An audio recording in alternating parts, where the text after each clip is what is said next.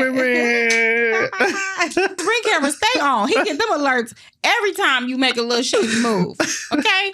Some people are so focused on like, oh, I want to be shining and big and bright. But it's like, would you know how to manage that once you get it? That part.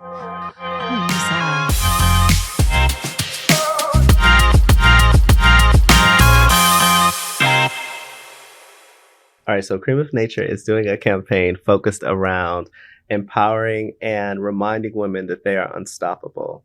What is a message that you would give to women to just remember that and really embody that?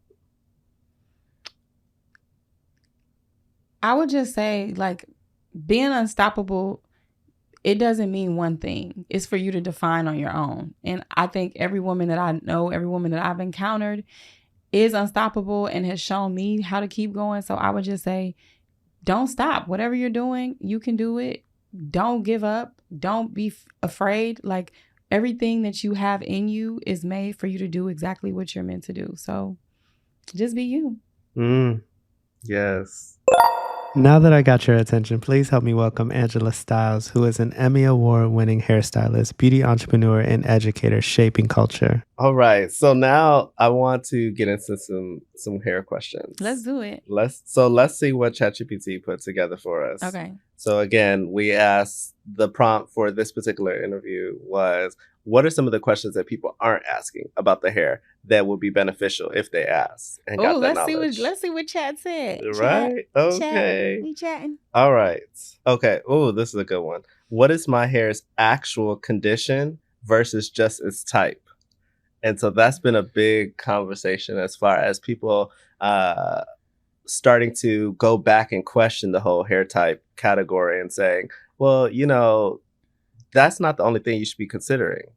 And so that's how do you stand on that? Are you like, no, hair types is everything and by the book? Or it's definitely not everything, but I will give credit where credit is due. I think the hair typing system gave us a little bit more depth to our discussion around hair, because before that it was like, oh child, your hair nappy, my hair it's bad, it's dry, it's this and that, and it's like, okay, like, let's talk about texture here. You know, a lot of people didn't even know what their texture was because they were either relaxing or straightening. So I think that the hair typing chart did give us a better playing field. So shout out to Andre Walker, for developing that. I think there is so much more to expand on, though. It's the porosity, it's the density of the hair, it's what type of chemicals are on your hair, is it chemically treated or not, is your hair damaged, have you been getting trims regularly, it's so many different lifestyle things. Are you on any medication? Are you taking anything specifically for the heart or diabetes or anything that may affect your hair? Are you taking any vitamins? Like, what are you doing? Like, it's so many things that create this understanding. And then also, a lot of people don't realize that, like, you have multiple curl patterns on your hair. You have multiple different types of hair. Most of the time your hair is finer either in the back or in the front. Your hair is more coarse typically in the middle. Your curl pattern usually changes in the middle as well. It's usually a little bit tighter. For some people, the curl pattern in the front is, like, a lot of times a little bit looser on the ends. Like, so it's just a lot of things that people think it's just my hair. My hair is so bad. But it's like, overall, we all have a similar hair story that pertains to all these other aspects. And so it's important that we consult properly with our clients and also consult with our audiences and explain these things more. Yeah, definitely. See, this is the salon girl. Look, this is the salon girl. She House popped Beauty, in. this is Cutie. How can I help you? She said, let me just tap right back in. She never went not nowhere. Nowhere. I love it. Okay, so another question is my hair hydrated or just coated with product? Ooh, that's a good one. Yeah. Here's what I will say. Like, a lot of times, just the whole DIY, figuring things out on your own, is not the best solution. So you're not necessarily going to get to the best answer by yourself. But if you want to understand if your hair is hydrated versus coated with product, then do a really good clarifying shampoo. A lot of people don't understand the importance of clarifying shampoo, but it removes everything on the hair, whether you put it on there, whether it's from the elements in the world, whether it's, from your scalp and your moisture buildup, all of that. You want to remove all of that and then follow up with another shampoo, which that's a question that people don't ask. How many shampoos and what kind of shampoos should I be using? Because it's not just one, babe. Right. Yes. So clarifying is always your step one. The second one would usually be like a scalp shampoo. So something that is going to invigorate the scalp, cleanse the scalp, exfoliate. And then your third one is either going to be a hydrating shampoo, or it's going to be something that's going to give your hair, more protein maybe, or it's going to help with color. It's going to balance out your color. It's going to do something that's going to be like your final step. Okay. And then from there, you want to deep condition, moisturize the hair. And then use a leave-in. So after all those things, your hair should be hydrated. Right. But if it still feels dry, then you may want to reconsider the products that you're using. Those could be drying the hair out, or it could be requiring something a little bit heavier. If you're a curl girl, wash and go girl, you may need a heavier form of product that's going to lock in the moisture. But coating the hair with things like grease, anything that it has petroleum in it, your hair is definitely not hydrated. It's just coated with product. Right. Right. So go ahead and look at that ingredients list, because you may be that person. I was trying a product and I was like, it was so slippery and it was giving me that slip. But in my head, I was like, is it just on the outside, or is it actually penetrated in there? Yeah. When you coat the hair, it does give an illusion of efficacy. Yeah. Right. Like, it'll give the illusion of like, oh, this is working, my curls are popping, but it's when you take it off that you really see what condition your hair is in. So, or even when it dries, like when it dries and it's like when you're in the shower and you're feeling that slick, or when you first put that styling product on, but then once it dries, you're like, wait a minute, did it just evaporate, or did it never penetrate to begin with? That part. So there's one. Okay, question 3. How is my overall health affecting my hair? You spoke about this with vitamins. Yeah, the overall health of your body, your hair can say a lot based on your overall health. So, again, if you're on any type of medications, a lot of times that will show up in your hair. I know heart medication for sure is a big one. A lot of my former clients used to, you would see the effects in their hair, or like a woman going through postpartum, you can see the effects of her hair because the hormonal imbalance. Yeah, the hormonal imbalance. And the fact that like your child is taking all your nutrients if you're breastfeeding, so you'll see the breakage in different spots. You'll see, certain parts of the hair being a little bit drier and things like that. If you are drinking a lot of water, getting your sleep, taking vitamins, like your hair, skin, and nails pills, things like that, like you will see the hair is also thriving. It shines more, the density is staying better. You have more elasticity. It does show. It does definitely show. And 2 more, I will add. One with the vitamins, your iron levels will definitely help. But then your gut health too. Oh, yes, gut health. I always forget about that, but it's so important. Yeah, so that gut health. I've been on a whole gut health journey, but that's a whole nother conversation. Okay, number 4. Am I doing too much or too little with my hair? People often overstyle or undercare for their hair. This question helps evaluate if their regimen is actually aligned with their hair goals: growth, moisture, volume. I mean, I feel like that question also answered the question in a way. Everybody doesn't care about the same things, So yeah. I think the first question is, what do you care about specifically? Right. Like, so do you care about growth? Everybody don't care about growth. Right. The pixie girl don't care about growth. Even the bob girl, she don't care about growth. If she's maintaining, she said by the time it gets damaged, it's gonna be cut off. Right. So if you don't care about growth, you could be a little bit more adventurous with maybe color, or maybe you're working, trying to play around with what texture works for your lifestyle better. You might be doing some kind of texturizing or, other chemicals. You have the option to do that. And if you care more about growth, then you might want to chill on over styling as much, you know. My hair particularly, and a lot of people's hair, does not like synthetic hair, especially that's coated with all those chemicals and all that stuff. Like, my hair will break in a heartbeat. after that. And so as much as I want to like be the braid girl, you know, I can't be the braid girl unless I'm using human hair, which is very costly. Costs a little extra. You got it. And I've noticed that my hair thrives the most when it's either just a silk press and I'm just wrapping it up. It's like a greasy wrap, basically. My hair thrives that way. Or it thrives in the sew-in, like just a natural sew-in. Anything else, I'm always kind of seeing like even I have like wash and go goals, but my hair does not like being in the wash and go. It just doesn't thrive as much that way. Even after a while, you know, and like training it, because sometimes like it takes a little while for your hair to just be like, oh, okay, this is what we're doing. All right, you know. See, I've never stuck yourself that in there time for that long. I'm more if I do. I've been a twist out girly, and I've done a big chop, and I did the whole thing. But I think even then, I was more of a twist out girl because I feel like my hair likes a little more oil than what wash and goes are able to give me. Yeah.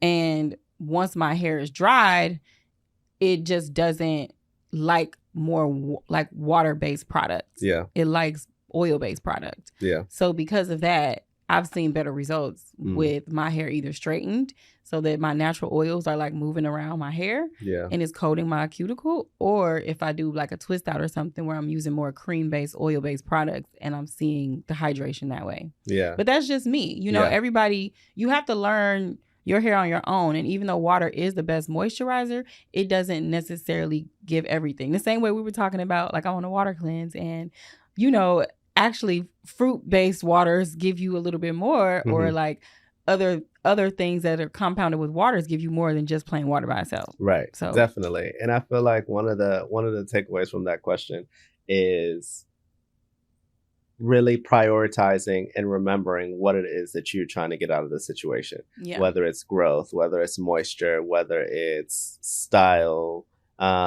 Because there are some people with maybe shorter hair that are avoiding not doing certain things because they're thinking, you know, the community has told them, don't do this. That's not going to allow your hair to grow.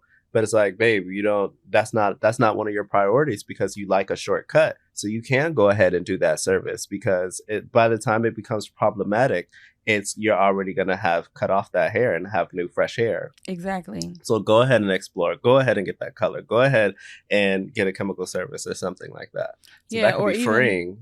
Yeah, or even like lifestyle. Like, what is your lifestyle? Everybody's lifestyle can't afford to do the same things with their hair. So you want to choose things that may be easier for you day to day. Like this little bob right here. So you said this one right here? I have not touched my hair for real in like a week. Like perfect. I just wake up and just, you know, toss it aside, put a little product on it and I'm good. You know, so it's like if you're looking for ease, that may be different than really learning your hair and nurturing it and doing these 5-step routines once a week. Like that might not be your, you know, that might not be your thing if your life doesn't allow for that, you know? Right.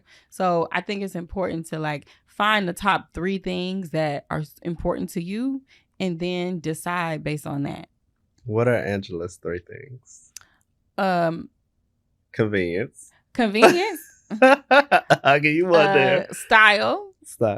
I like versatility. Right. I don't want to wear the same stuff. So the style has to be in there. And then I would say overall health. Okay. And when I say that, I mean, as a more of a silk press protective styles natural, because I'm still natural, but I'm not a Mitchell Cantrell wash and go natural. Right. Period. And I think the distinction has to be made because you can have healthy silk pressed hair, even though your curl pattern isn't perfect, you know? Mm-hmm. You can still have healthy hair that way. You just can't wear a wash and go and it look great.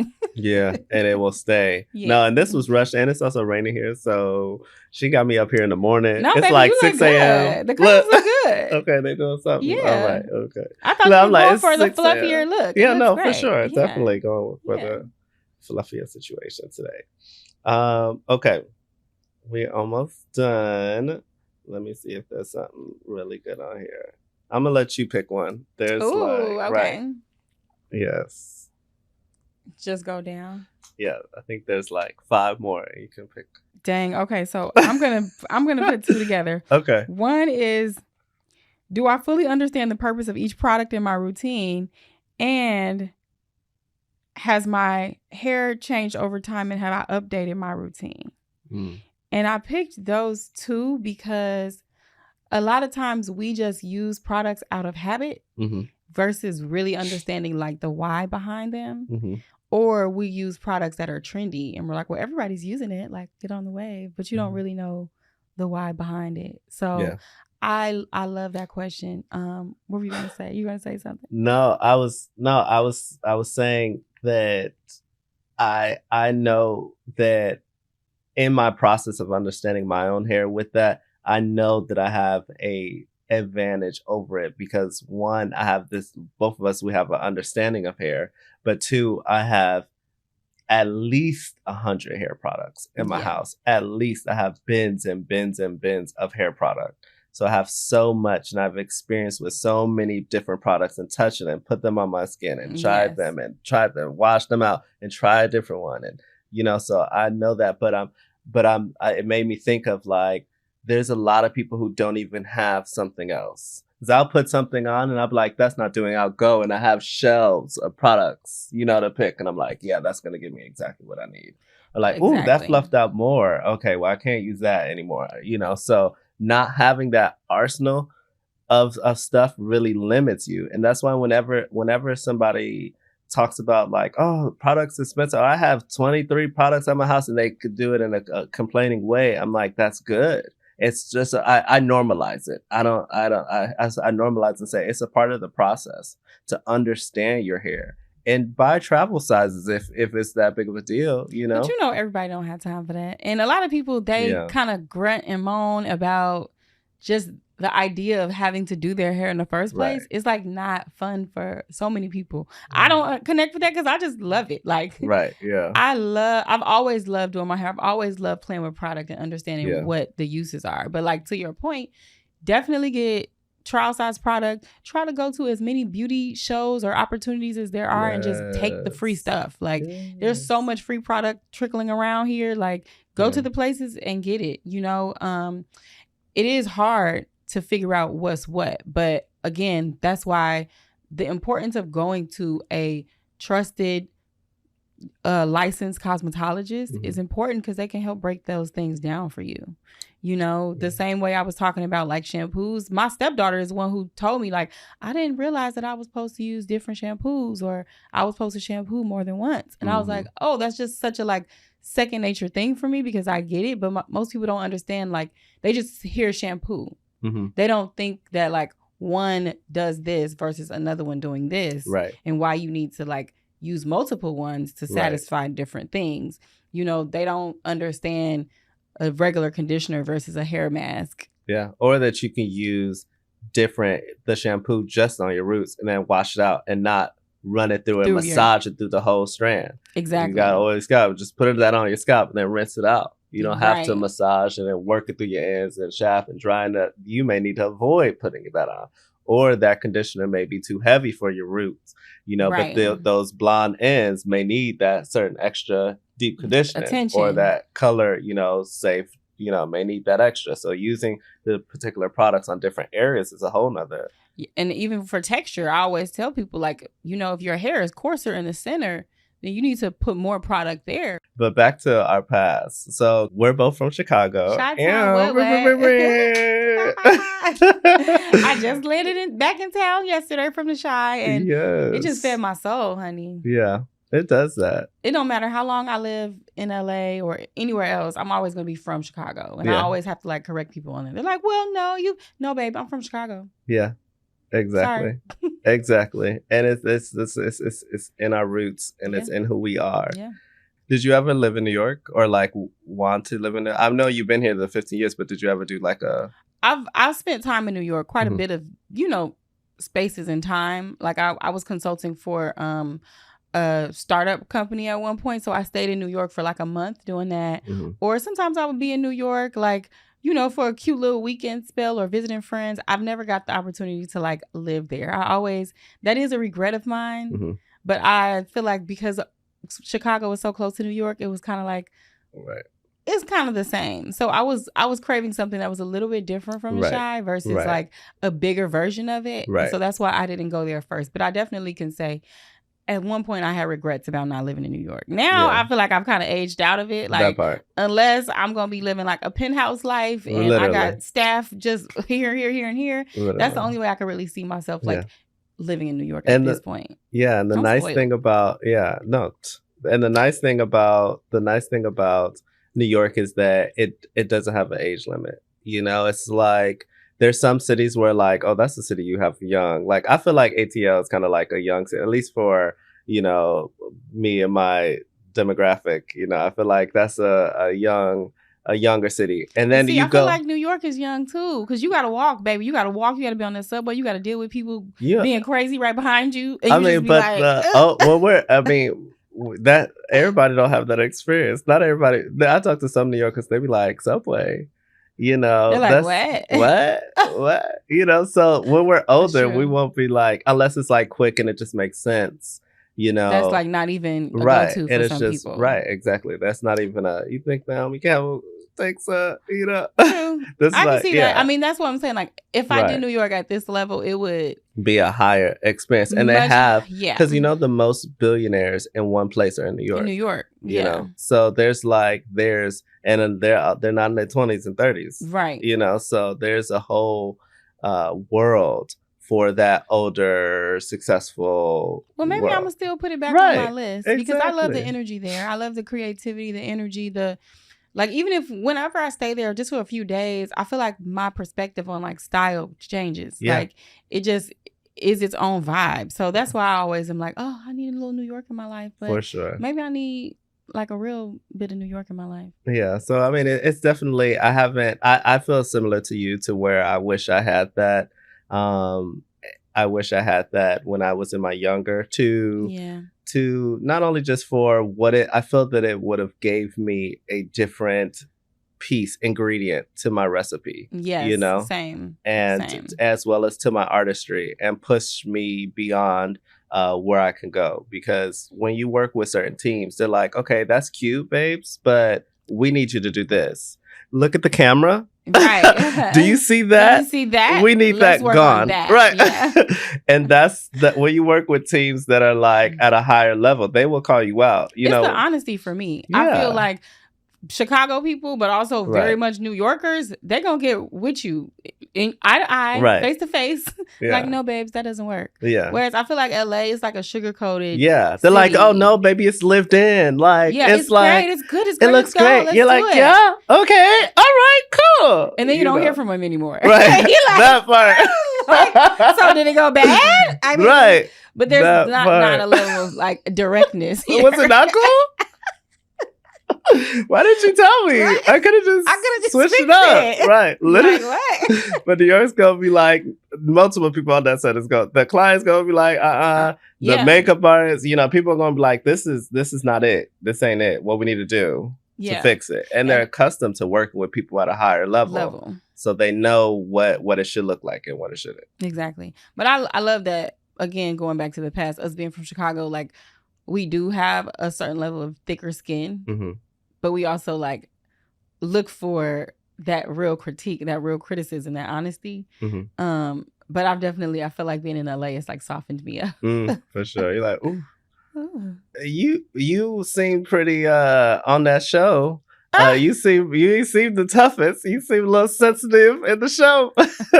And that was pretty fresh. Can you come in here? Yeah, I mean, I think. Or was that a few years in after being in LA when you filmed that? I still feel like I was like super Chicago. I feel like I had a little more like to me. Yeah.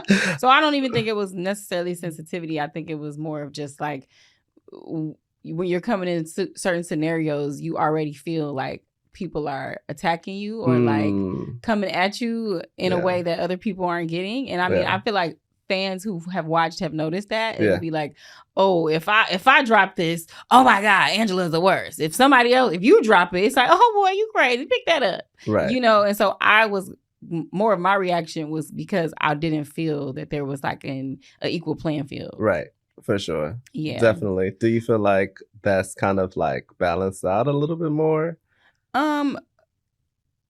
it's never really equal playing field. I feel like in beauty in general, I feel like male hairstylists kind of have their run of however they want to move. Whereas women on women, they have a different level of sensitivity to us. And it could be that woman's own traumas around her motherhood, childhood experience, whatever. It could be her lack of sisterhood, whatever they come with. It could just be that they enjoy the male gaze more and a man pouring into them and telling them, oh, girl, you look good. Oh, no, do this, do that. You know, whereas a woman, like, we can't say and do the same things that men can do. And so I oftentimes look at that and I'm just like, oh, okay, but I'm a girl's girl. So I just gravitate to other women who like connect with me the way that I like to connect with them. And so, you know, you just find your people at the end of the day. Everybody ain't for you. Yeah, no, for sure. And that's I start smiling when you start talking because I'm like, ooh, this is a juicy topic. It is. I mean, I don't talk about it as much as I would like to, but I do think that in the beauty industry, there is, you know, I feel like males dominate everything. You know what I mean? Like, and I look at the discourse between like the bio woman and the trans woman, but it's like, this conversation is still dominated from a male perspective. Like, I feel like beauty has been dominated by males too. Like, y'all just got a way of coming in and being like, rah, rah, rah. Like, this is how I want it to be. And it's fine. But, you know, women who understand women, and especially now that I'm a mother, understanding women the way that I do and what we actually like put out from our bodies and stuff, it's just a different connection. So I wish that everybody could be respected and appreciated in the same way, but it just doesn't seem like it works like that. What do you feel like is something that if people would do XYZ, if people would do X on a large scale of things, it will make things better? What does that X look like? Child, if I knew that answer, we would have fixed it already. But... I mean, people be knowing these answers for things, but they either it's not getting out, you know, or they're like, that's a bigger task, or that's not I'm picking my battles and that one ain't one of them. Or they're just, you know. I don't know. I mean, I feel like, okay, trust, for example, right? Like, I don't think that clients trust other women. Even though we wear the same styles, we have a similar walk in life, but you will let a man hype you up and tell you what to do over a woman. Like, why wouldn't you be able to like trust that a woman would know too? You know, or the same thing as like, I can be honest and say, before I became a mother, when I would hear women talk about motherhood, it would kind of just be like, oh, okay. Like, I would kind of just glaze over it. But the thing that is being missed is that if you've never given birth, if you've never carried a child, you will never understand how hard it is, how it takes over your whole body. It's certain things you will never understand, but that you should respect because you don't understand them. But instead, I feel like people who don't have that experience glaze over it like it's not that deep. Right. But that's the whole issue. It's like, you trying to make me feel like what I just did is not that deep. And it's actually what has built humanity. Like, it's the deepest thing that a person could really do. Yeah. So I just feel like trust and like just making space to really respect something that you have no idea about is like very important. So trust and respect for sure. I mean, with those two definitely will change. Yeah, I mean, and so, people could do that. Yeah, but... and I feel so. Trust seems like a tricky one because people don't even be trusting their partners. People don't even trust themselves. Right, and that's why it's multi-layered. So that's why I'm like, yeah, that's why I had to take it off because you got to come back to the drawing board. Right, people can't hardly trust themselves, let alone trust somebody else. Yeah, it's so much deep work. That's why it's like I can say, oh, let's do this, but really, it's like getting to the core of like why you see things that way or why you feel that way or why certain individuals make you feel a certain way, which is just this whole open-ended thing that you just can't, wave a magic wand and fix. And so instead it's it's easier to just find your tribe of people who are already aligned and people who don't have those particular trust issues. Hello. Hey, tribe, where y'all at? I'm with the girl. I'm with the girls that get the girls. Right. Like, it just is what it is, you know? That's that makes sense. That makes sense. What does 2025 look like for you? 2025 has looked like a few different things, but I think personally, my walk towards like a deeper connection with God has been like my biggest thing. I'm actually getting baptized on Sunday. Oh, yes. Amen. And so the fast is kind of part of it. It wasn't meant to be. It was just kind of me like supporting my husband because he's fasting. But yeah, I'm like, I actually need this right now. Let me deepen my connection in this way too. Let me, challenge my body and remove myself from my desires, fleshly desires, because I'm a foodie. I be eating. Look, I've never seen the show on you, so that's a blessing. You must be balanced. I'll take that. Yes. Okay, so that's 2025. You're deepening your connection with the Most High. Yeah. What else? 2020. I honestly haven't put any pressure on myself this year, so it's not like I have to do this. I have to do that. I set goals. I write goals every week, or at the top of the month. But I don't make it just about like, oh, I gotta do. I'm watching my son's development and like really focused on that. I started learning sign language. I took a class. That was a big one for me. So I'm just kind of like being present. Yeah, being very present. And that is something that a lot of years before I was not doing. Yeah, I can see it's a practice in and of itself. Yeah. What do you feel like was one of the things outside of having a child, because that'll definitely make you real present? Oh yeah. Was that it for you? I definitely think having my son, like, that was kind of like the nail in the coffin of like be there. But also I think moving further away from the city and moving, getting married and having a child. Yes. She was like, all right, closing up shop. Out here, like, and so then you're out an hour away from most of the people that you were closer to, and you're like, okay, so what do I do? And you got to get real comfortable just like being alone and being with yourself and your own thoughts and ideas. And, it's a process. But I love it. I'm not going to lie. Yeah. I needed it. Yeah. No, definitely. And I'm sure it's creating such a great foundation for you to emerge and blossom to this next form and next chapter in your life.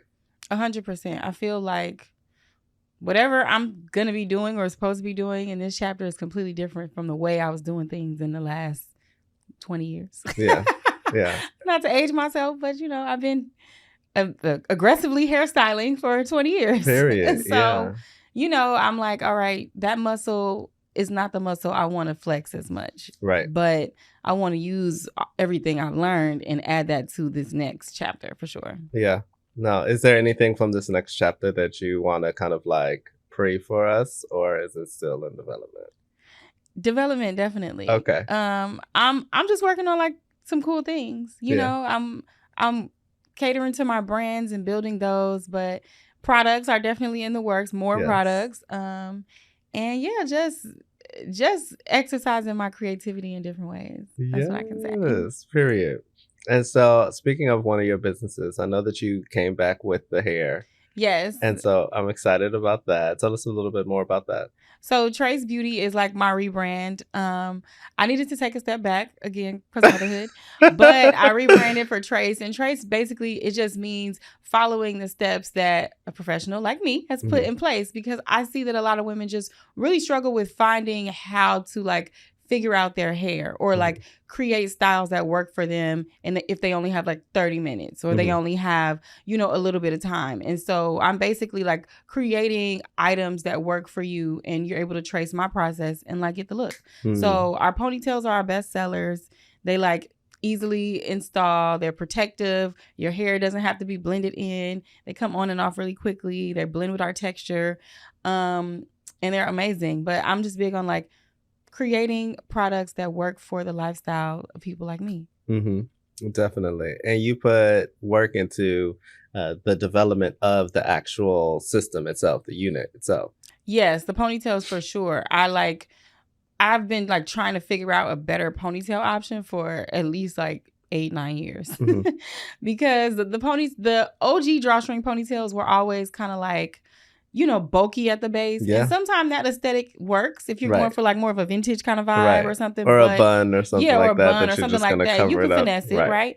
But if you want that more seamless, like this is my hair looking ponytail, the OG drawstring ponytail doesn't give you that. Yeah. And then they came out with kind of like that U-shaped ponytail where it kind of covers over your hair, but then your hair is still exposed underneath. Right. Which...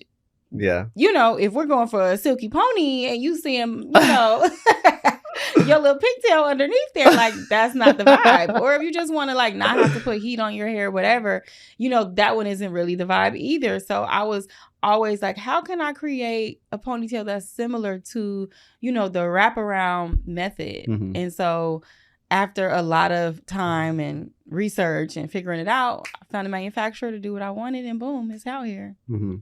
Yeah, I gotta tap into the trace, your trace journey and content around that. But I don't know if I'm pretty sure you've spoken on it and touched on it in this new chapter of this new round. But if you haven't enough, I definitely feel that because I know that knowledge from the last collection that you did. Yeah. So I don't know if you've introduced this new community or you know, that again. And I feel like that should be something that you lean into. Definitely. Because, you know, like really like, you know how say an analogy would be, say how when a product designer are in a lab with a manufacturer and they're in their lab coats and they're like, we're developing this, that type of content shows like, oh, this person is really developing the product and they're showing their ingredients and it's, you know, something like that, showing the work that you put in behind developing that unit. I posted a video and I showed like one of my old prototypes and I compared it and it was like similar but like not as good as what I have now. Right. The one I have now is like so seamless you can't even really see what's going on. It's just like a piece of hair basically, which is amazing because you slide it on up, pull it, wrap it around, boom, good to go. Yeah. But the other one, it was more like a corset kind of design. Oh yeah, I remember that. So you could see the interworkings of the corset, but it would be like underneath, which was okay, right? But it is levels to this. Yeah. So I definitely have to continue to like tap in more. Everything that I made before, I've kind of upgraded it or made it a little more seamless or a little less detectable, or you know, I've just taken everything I did before with my previous brand and like tweaked it to elevate the usefulness of it. Yeah, especially since we live in such a like a Amazon world. Yeah. And it's like when you can differentiate yourself and like let people know like, no, this is customized. This isn't just as well as not only the Amazon world, but we also live in the everybody got a vendor world. You know, oh, this is from my vendor. This is from my vendor. And if you don't have a vendor, here, click my link in the bio and I'll give you 40 vendors. You know, vendor list. Right. You know, so it's like 100%. you know, if you put any heavy work into customizing whatever it is that you do, like that needs to be on the forefront. Like, no, your vendor doesn't have this because my vendor didn't have this. I had to customize, make this over years and send it in. Yeah. So that should be on the front. But that's that. Okay. So on this journey you got here, you landed in LA, you've been here 15 years. What is one of the things, if somebody's just moving here from Chicago, what is, okay. What was that? What was that reaction? Because I'm like, do we have enough time? Right. We don't have enough time for all that. But tell me, if someone's moving here from Chicago, what would I tell them? Well, yes. What would you tell them to, as you know, maybe 3 things of advice to, all right, you coming to LA, this is what I'm gonna tell you. With these 3 things, it'll help you. Let me woosah. 15 years is a long time. Okay. The first thing I always tell people is very isolating. So you have to be comfortable to put yourself out there. You have to be comfortable to move around in spaces either by yourself or with people that you don't really know that well, and figure out how to stay true to who you are. Because I feel like this environment, people are celebrated like from being kind of, I don't know, it just feels like a watered down space. People aren't really celebrated for being themselves in their totality as much. It's like, oh, who is that? What is that? But that edge is really what gets you seen. So if you water yourself down, then you're missing the opportunities that can be awaiting you. Literally. So that's one. The second one is that, like, honestly, 1 + 1 = 2 here in LA. Right. So what I mean by that is, if you put a specific action to a specific desire over and over again, you will get there. Mm-hmm. Like I'm not going to say all, but I'm going to say at least like 80-90% of the people that I started in LA with, they're all really successful. Mm-hmm. People who I crossed paths with, that were on their course, they're like famous now. They have Emmys, they have, albums, they have things, they're all really successful. And so, and I look at myself and I'm like the same applies. Like 1 + 1 really does = 2. It's not necessarily a secret sauce. It's just like staying true to your course. And it's going to be bumpy. It's not going to be a straight line, straight to success, but you can definitely get there. Mm. The third thing I would say is, damn, it's so many things. I was like, what would be the exact same thing? So it sounds like this is a series that you got a lot to share. I feel like it. Right. I feel like it. The third thing I would say is to just keep yourself grounded, whatever that looks like for you spiritually. Whether you have therapists, whether you have, some kind of life coach, a career coach, like you need somebody to help keep you grounded, because there's always going to be like a lot of stuff pulling you in a lot of different places here. And I think, when people chase the idea of like fame and success, they kind of get wrapped up into things that may not be the best parts of them, and so it's important to have some grounding so that you don't get swept up and like lost. Yeah. No, for sure. And then also like that makes me think of not living in this social media era. Oh, and it may be an error. Okay, you said I wasn't wrong. Right. Yes, exactly. But living in this time, it's so easy to compare yourself and to get lost and to go down somebody else's path instead of going down your own. Ooh. And so that's where being grounded helps. Being grounded in your own path and your own journey, and because you'll look up and you'll be doing certain things that you're like, wait a minute, this isn't what I planned to do. This isn't aligned with where I'm going. This doesn't make sense. I'm just doing it just because either they're doing it or I'm doing it because they're getting a lot of views or likes, or they got this deal or they got this client. So maybe I should be doing this too. And when that really was never your lane. Lane anyway. Oof, you are speaking. Mm-hmm. So I've been doing some deep work on myself, and like, I'm always going to love hair, but I realized that the hairstylist version of me is no longer, that's not what feeds me anymore. So I actually unfollowed like a bunch of hairstylists. If I unfollowed you, it's not personal. Right. Anybody out there, if I unfollowed y'all, it's not personal. It's really just, I didn't want to continue to see hairstyling activity on my timeline. I didn't want to see that and me second guess what I'm feeling inside versus the muscle that I've been flexing for 20 years, and questioning that, and social media, it does make it hard to stay true to the ideas that you have, because you are inundated with visuals of other people's lives. And you're like, oh, maybe I should be doing that. Maybe, well, I am passionate about it. Maybe I need to get back in it like they're doing it, and it's like, no, you have to quiet the noise. And even I think when I first got here, I've always been a salon stylist. I don't consider myself a celebrity hairstylist. I have worked with celebrities.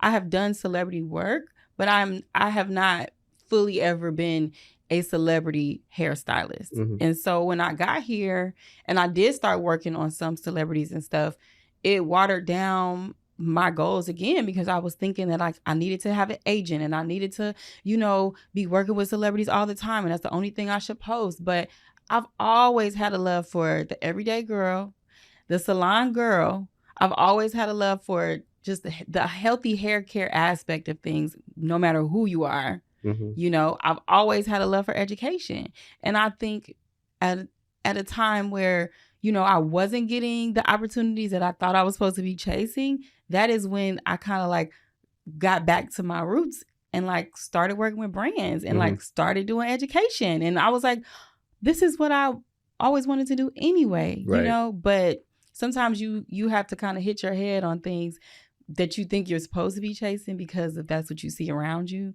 And then you realize like, oh, that was never really for me like that. Mm-hmm. And one of the things that spoke to me when you were saying that was, this is why it's so important to be tuned in and tapped in. And as one of my favorite words of the time now, locked in, to be locked in with where you are right now in this chapter, because as you can see, like you phase out of chapters after 15, 20 years, you're now in a different space. And there may have been some goals and different accolades and milestones that you wanted to, and just creative ideas that you wanted to give birth to in that last chapter of your life. But now you're in a new chapter. And so those ideas and stuff will either go to the grave or to be born by a different person, a different artist. And so that's why it's so important to lock in and don't waste this time, because sometimes we think, oh, I'll just do it later. I'll just do it later. You may not even want to do it later. The desire to do it later may not even be there. So, you got to lock in. And I can relate to that too. That's such a word. That's such a word. Yes. I never thought about it in the space of like, you may have a dream and then you disconnect from that activity so that dream won't ever come to life. I never thought about it in that way. Yeah. But I feel good. Like, yeah. I feel when I look back at like what I've done, I'm like, oh, bitch, you killed that. Right. But it's just not a lane that I like see for myself. And I never looked to the future and thought like, oh, and you won't like that. Right. Yeah. But you're right. You don't realize how much you may change. Yeah. Or certain life events happen and that forces you to change or whatever the case may be. And then you're dreaming different dreams. Yeah. And I'm sure we in that space, and also the space I've met, I know a few artists that were killing it before, and like I'm talking maybe even almost a decade ago, are doing all the big things, all the big stars, magazines, this, that, and the third. And then they were so focused on their clients that they didn't develop out their own career. They gave themselves and their lives and their hours and their days and years to their clients. And then now that they're, 40, 50, 60, now they want to come out with a line or something like that. And they don't have the momentum that they had when they were, or the energy, or the, the funding. Back in the day, if they would have did it when they had all of that, brands and funders and investors would have been like, sure, you're working with the top, all of this stuff. And now you're doing it later. So just being present and locking in while you're in that moment and in that season. Oof, you said so much right there. Yeah. I love that you have this podcast because, baby, you are speaking. Yes. No, it's one of the things, I think, because I'm the youngest sibling out of all my siblings, my mind was programmed to look up and like to observe. I never had to be in front of the child because I was always the little brother. So somebody was always like leading me, like, come on, we need to go here. So I'm always like, okay, where are we going? What are we doing? So that's how I walk through this life, is I'm always like looking up and saying like, okay, what happened before me? And I've picked up so many gems from so many different people above me. That's beautiful.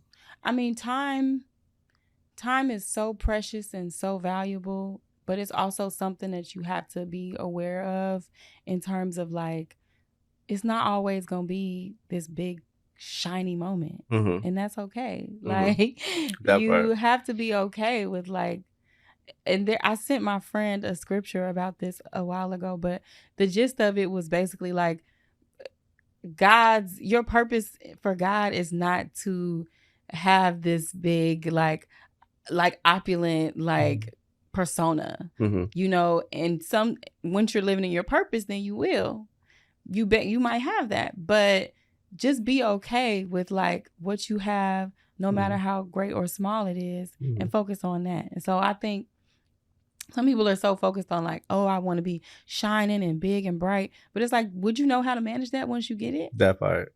Would you know how to maintain it? Like, would you have the mental and the spiritual wherewithal to figure out how to navigate in that space right now? Mm-hmm. Or should you just be preparing yourself and be an observer and be studying and be a student, you know, until that time comes? And then when it comes, enjoy it, you know? Right. But it won't always be that.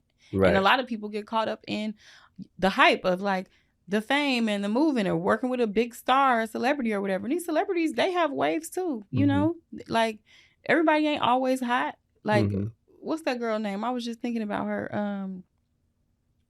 I can't think of the girl name. Okay, with nameless. It's a nameless person. Viral. She was a viral rapper 2 years ago, and now it's crickets. Yeah. You know what I'm saying? And so it's like, which is fine. It doesn't mean any shade to her. It's fine because that's the cycle of life. Like it's not always going to be your moment. Yeah.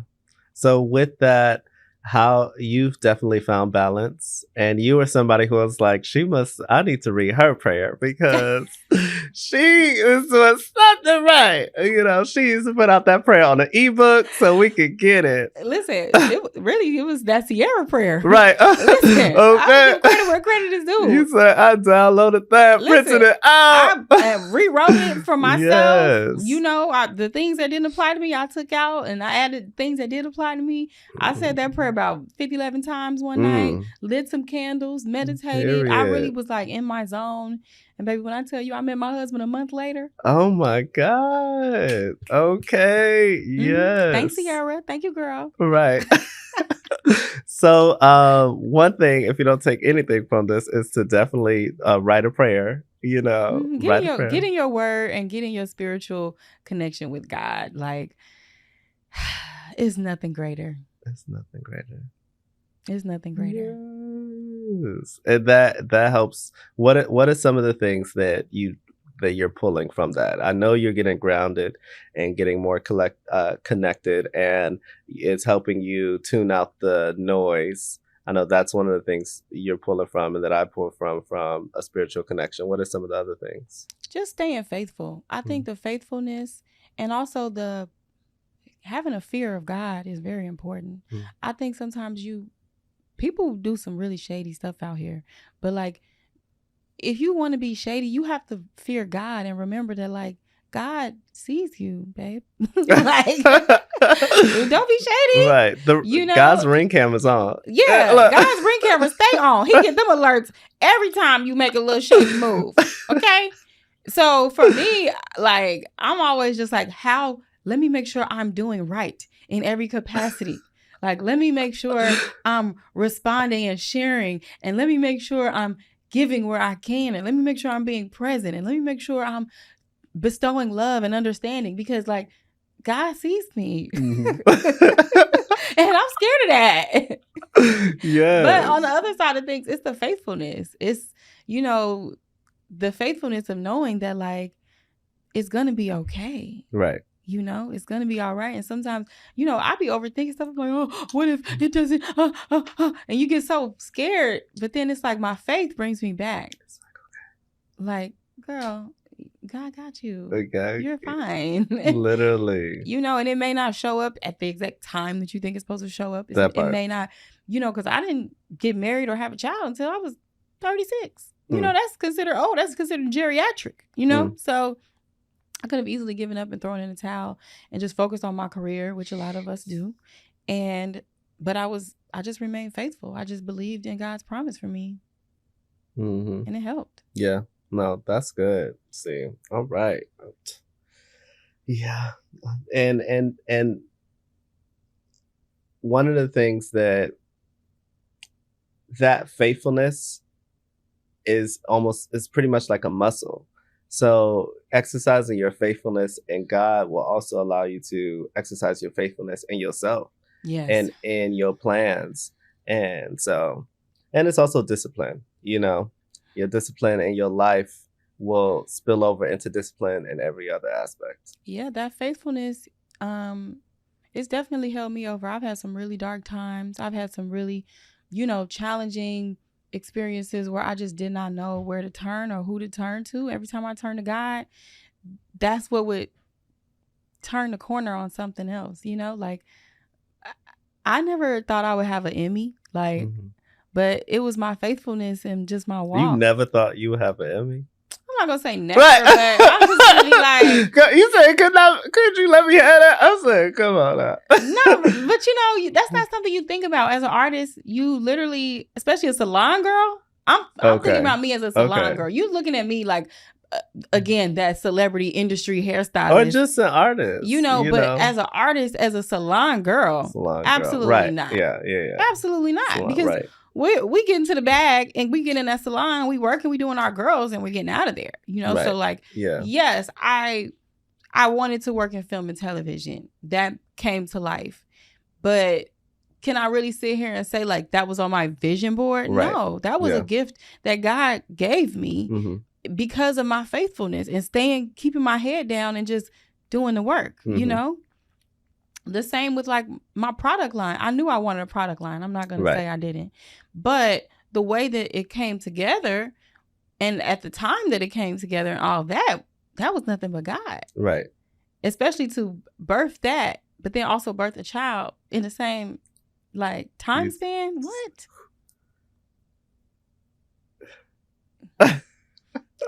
The faith. Listen. Y'all hear from Angela. Yes. Go and be you and be unstoppable. Yeah.